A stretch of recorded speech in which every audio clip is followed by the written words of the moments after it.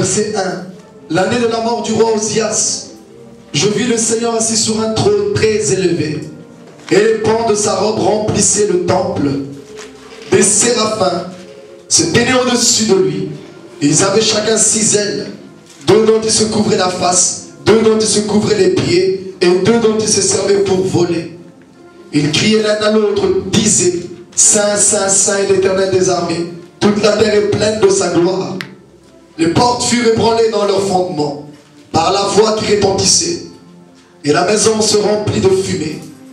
Alors je dis, malheur à moi, je suis perdu, car je suis un homme dont les lèvres sont impures. J'habite au milieu d'un peuple dont les lèvres sont impures, et mes yeux ont vu le roi, l'Éternel des armées. Mais l'un des séraphins vola vers moi, tenant à la main une pierre ardente, qu'il avait prise sur l'autel avec des pincettes. Il en toucha ma bouche et dit, ceci a touché tes lèvres, ton iniquité est enlevée et ton péché est expié. J'entendis la voix du Seigneur disant, qui enverrai-je et qui marchera pour nous? Je répondis, voilà ce que Dieu veut que tu te dises. Dieu n'aime pas des personnes qui se sentent inutiles, qui se sentent incapables de faire quelque chose pour Dieu. Ici, Ésaïe se trouve au ciel. Ésaïe a prophétisé dans le chapitre 1, 2, 3, 4 et 5. Mais dans le 6, Dieu le surprend. Dieu le prend dans sa présence. Le prophète s'y attend pas. Le prophète ne sait pas que Dieu allait venir le prendre. Il avait un don, la prophétie, mais il n'était pas encore établi dans le ministère. Il reçoit l'appel dans le chapitre 6. Qui enverrai-je? Premièrement, lorsqu'il attend, les anges louaient Dieu. Il dit, malheur à moi.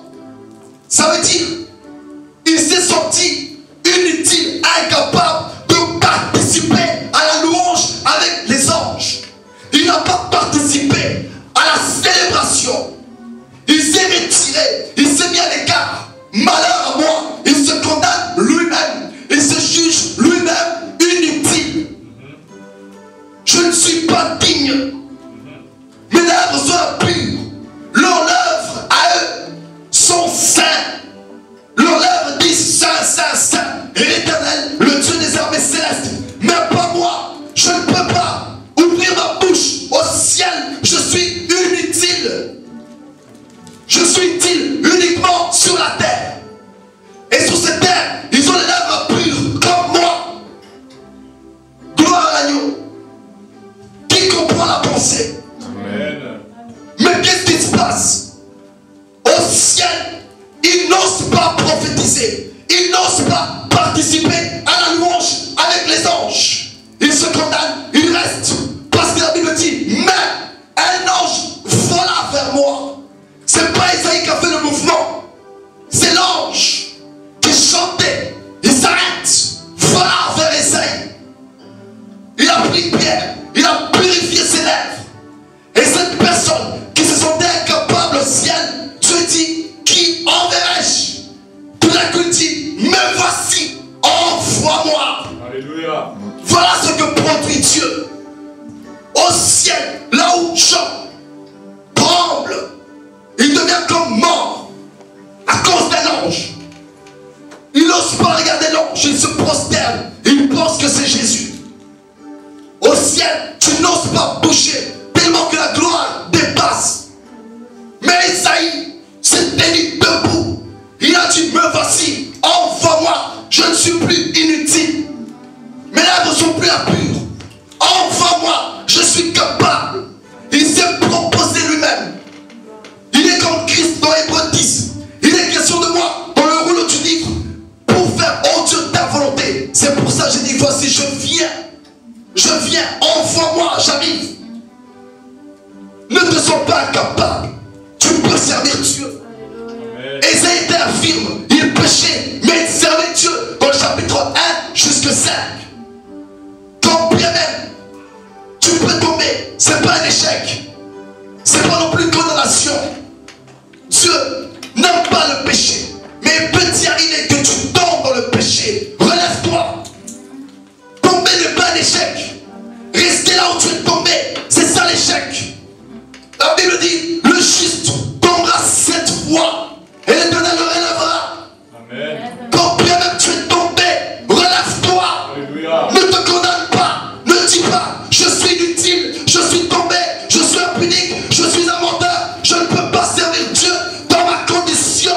Christ a servi Dieu, Christ a libéré le peuple en étant mort, inutile. Amen. Sa mort, son inutilité a ressuscité les âmes. Bon, Alléluia. si Christ mort arrive à libérer les âmes, il arrive à libérer sa puissance, à nous délivrer de l'envoûtement, à nous délivrer de l'oppression démoniaque. Et toi, de ton vivant, ne peux-tu pas faire des grandes choses? Amen. Ne peux-tu pas libérer les captifs? Alléluia. Ne peux-tu pas ressusciter les morts? Christ mort, donc inutile, mais il a sauvé, il a continué sa fonction. Mais toi, tu es vivant, Saint Dieu ne te sont pas inutiles. Que Dieu soit béni.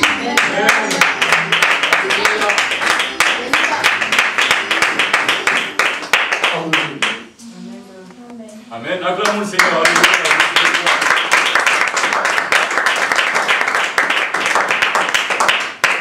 Amen. Béni soit Dieu pour sa parole. Alléluia. Béni soit le Seigneur pour la présence de chacun d'entre nous en ces lieux. Amen. C'est un moment béni qu'on a passé en ces lieux. Dieu vraiment veut que nous apprenions à nous valoriser en Christ. Amen. Ne regardez pas votre situation, ne regardez pas votre âge, votre couleur de peau, votre condition, votre niveau de connaissance. Dieu vous aime et Dieu peut se servir de vous tel que vous êtes. Amen. Parce que la Bible dit que Dieu a choisi les choses folles de ce monde pour confondre les sages. Il a choisi les choses viles de ce monde pour confondre celles qu'ils sont. Amen. C'est Dieu qui rend capable. Ça s'appelle la grâce de Dieu. Amen.